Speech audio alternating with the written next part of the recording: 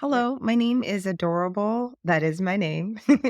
And my question is centered around a book that I'm writing. This would be a huge dream come true for me. I am working on a book that's centered around blockchain, AI, and spirituality, and would love just advice and support in navigating what happens when dreams come true. What happens when my kind of moving from this place of 15 years of knowledge, then now being in the world and just the support from my chart that might help me just go through this process in a smooth way and get the support that I need so that I can firmly anchor the dream into reality. Thank you. Awesome. What'd you guys think about that question when you first heard it?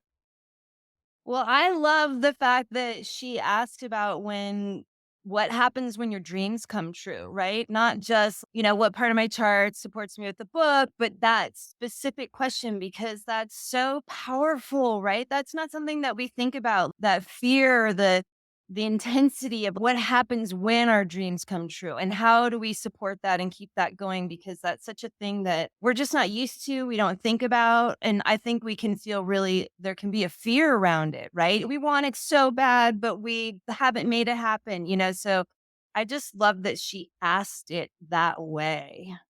Yeah. I do too, because she has so much Aquarius energy that's such an Aquarius question, like expanding into new realities.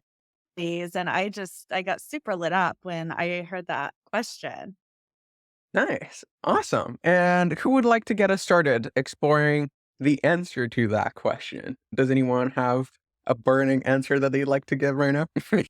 I can jump in. So I would Yeah. just say that initially adorable and awesome name is all the angles of your chart, right? Your ascendant, descendant, your midheaven, your IC are all in what we call the fixed signs. But in the astrology I practice, shamanic astrology, we call it the serving self signs. So there's a focus on serving yourself, right? Looking through that lens. And so your midheaven, which is what we think of as like your right livelihood or your right contribution in the world, is Leo. So it's all about like stepping into your divinity in your work in the world, right? Sometimes that's career for people, sometimes it's not, but this is what you're asking about. So it applies for you. And so Leo is the one that's understands and knows like I am the divine incarnate, right? I am creator in this physical body. And so I can literally start making things up as I go along, create the life that I'm here to live, that I want to live. So the fact that you're writing this book and bringing, like you said, 15 years of all this knowledge into one place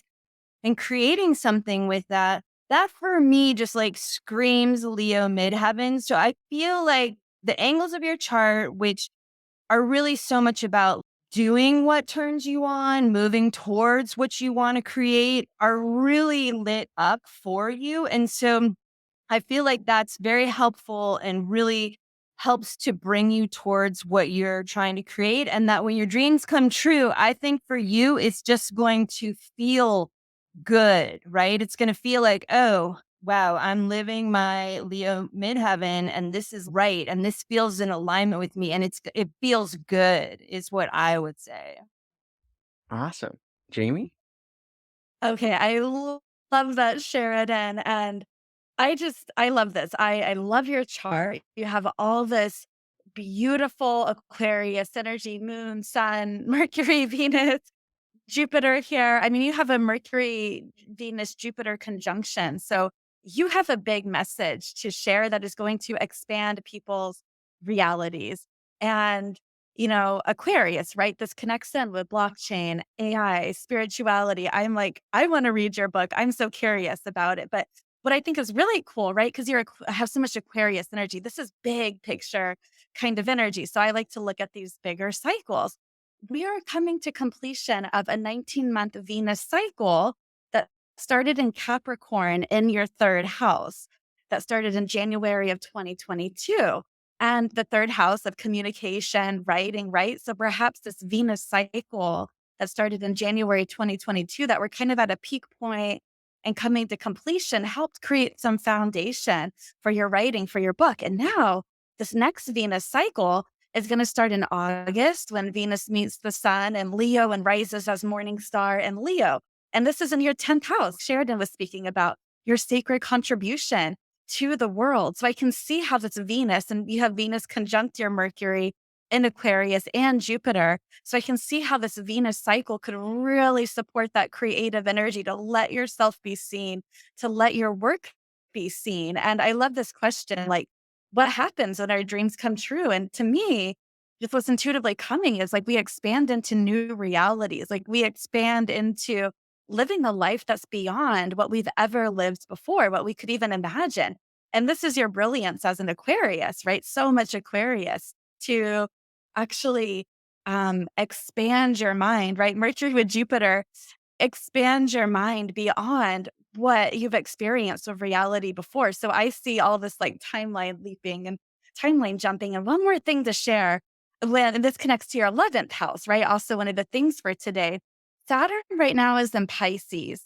And Saturn has about a 29.5 year cycle. So, probably about 15 years ago, Saturn was moving through Virgo in your 11th house, maybe when you started to really take in all this knowledge that set you on this trajectory. So, on some sense, you're almost at like a full moon, but a full Saturn on that Saturn cycle that got initiated then that started in your 11th house, perhaps. So I can see something Saturn there helping give you foundation and support with this.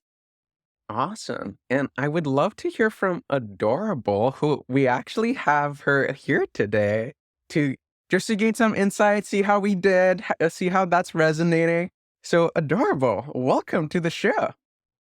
Hi. Oh my gosh. Hello, everyone.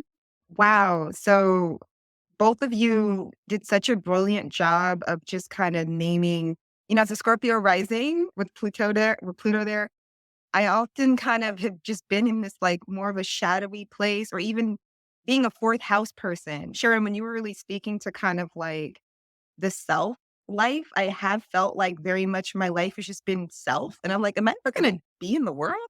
And then so to go from so self to this book is going to pull me into the world and I can't go back into my little, can't like, I was like, oh my gosh, what am I going to do once I'm out in the world? It's kind of almost like, how do I be in that when you mentioned the divinity of the Leo and it's almost, yeah, I've had glimpses of that. Cause I've definitely had the 10th house Leo leadership throughout my entire life. I get pulled into that, but I think Sheridan, what you were getting at too is just like in that divinity that I just live there and I have to just navigate that newness. And I think there's a little bit of grief that kind of rubs me a little bit when I think about I was this person and now I'm that person. But when you talk about the divinity of it being in the power, that really helped. So thank you for that.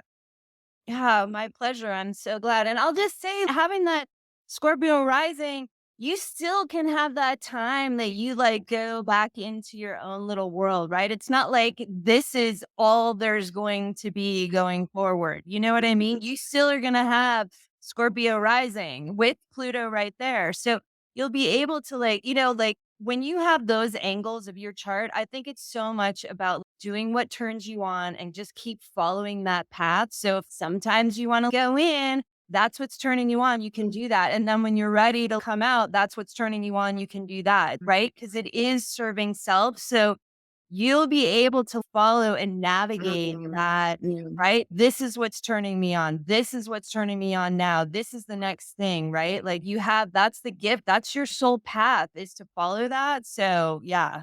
Yay. Go Thank for you. it.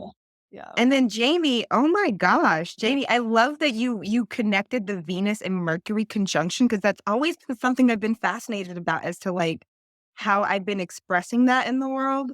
And I love how you named so much. I can't wait to look back on this video because you did such a good job of naming so many things. But I just love, yeah, this big picture energy coming into this new timeline you mentioned and like how I can kind of leverage this Venusian cycle that I'm going through. Yeah, everything's in my 10th house. My ninth house is getting lit up.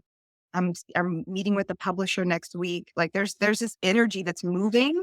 Yeah, I know, right? And so I just love what you spoke to and like how I can track that cycle of Saturn.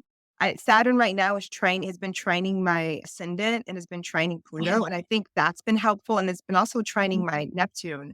And I think something about in my third house of like words, I guess.